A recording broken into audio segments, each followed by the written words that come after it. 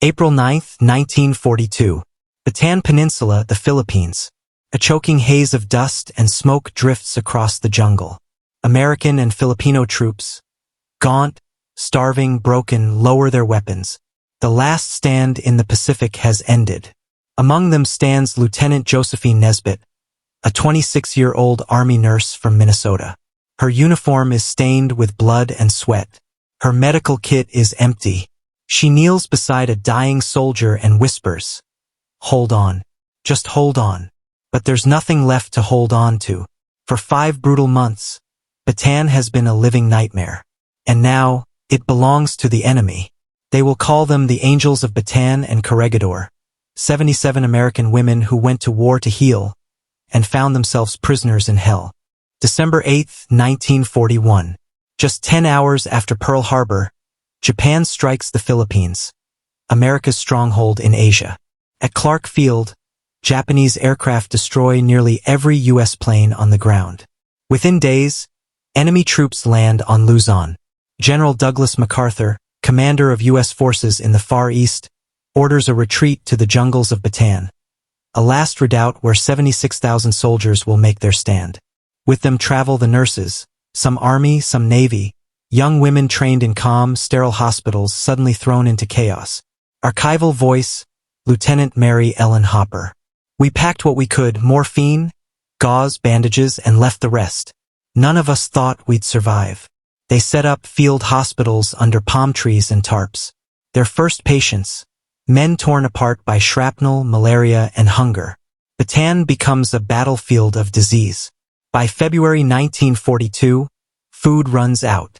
The soldiers call their rations monkey meat, tiny tins of mystery paste. But the nurses never abandon their posts.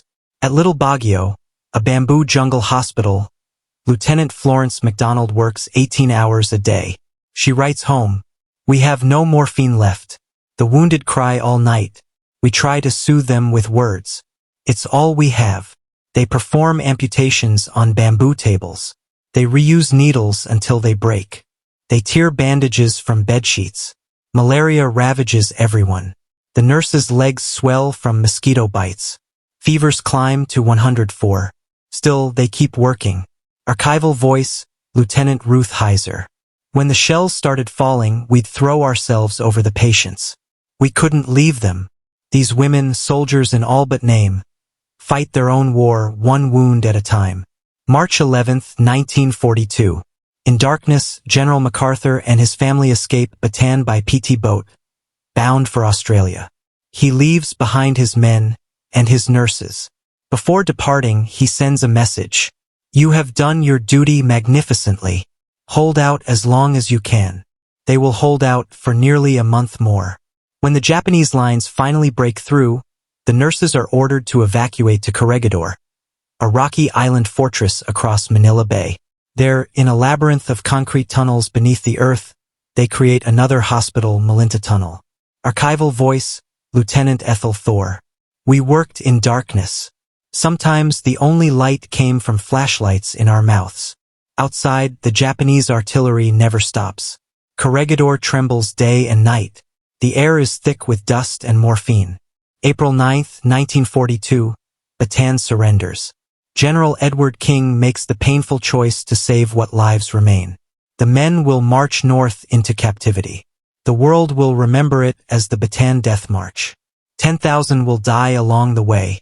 But the nurses, spared from the march, are captured soon after. Archival voice, Lieutenant Mary Brown Menzie. They came for us at dawn. We didn't know where we were going. We just held hands and prayed. By May 6, Corregidor falls. The last American stronghold in the Pacific is gone. The nurses, 77 in all, are now prisoners of the Japanese Empire. Their new home, the Santo Tomas internment camp in Manila, an old university turned prison. Inside its walls, nearly 4,000 civilians, soldiers, priests, and missionaries. Food is scarce. Medicine almost non-existent. The nurses improvise. They build a clinic from scrap wood. They barter jewelry for soap. They make penicillin from moldy bread. Archival voice, Lieutenant Josephine Nesbitt. We had to make do with whatever we found. We even sterilized instruments over candle flames. When cholera breaks out, they quarantine the sick with only gauze masks for protection. When malaria strikes, they grind quinine tablets into powder to share. And through it all, they keep the hospital running. Nearby, at Los Baños camp, another group of nurses endures the same horrors. They are watched by armed guards day and night. But even some Japanese soldiers come secretly for treatment, trusting the angels more than their own medics. Not all angels wore uniforms. Margaret Utinsky, an American civilian nurse, refused to surrender. Disguised as a Lithuanian Red Cross worker, she organized a secret network to smuggle medicine and food to the prisoners. She bribed guards, forged passes, and risked her life every day. Eventually, she was caught by the captivity, the Japanese secret police. They beat her, tortured her, left her for dead. But she survived. Her bravery saved countless lives inside Santo Tomas. Yet she would never fully recover from what they did to her. Archival voice, Utinsky, diary excerpt. If I could help one man live another day, it was worth everything.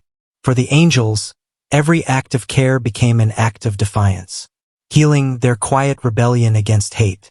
February 3, 1945. After 3 years of captivity, salvation comes at last.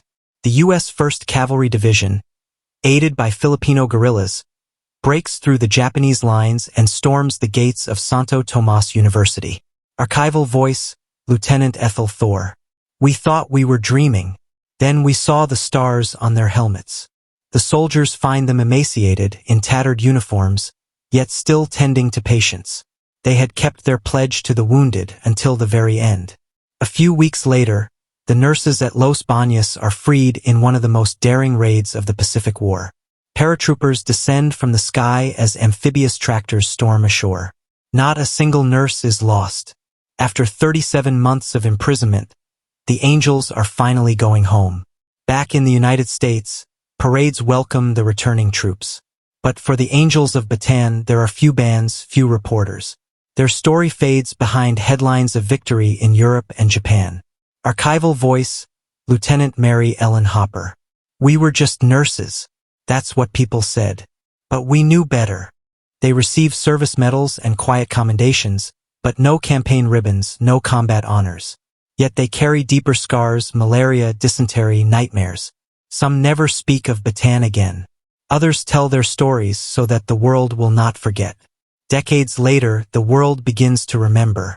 In 1983, a monument rises in Corregidor, a bronze figure of a nurse cradling a wounded soldier. The plaque reads, Angels of Bataan and Corregidor, they lived to serve. Their courage becomes legend not of conquest, but compassion. On the quiet shores of Bataan, the jungle has reclaimed the ruins. The waves whisper through palm trees once stained with blood. If you listen closely, you can still hear their voices. The laughter, the prayers, the vow that bound them all. We will not leave them behind. In the darkest corner of the Pacific War, they stood as light. The forgotten nurses of Bataan, angels in the hell of history.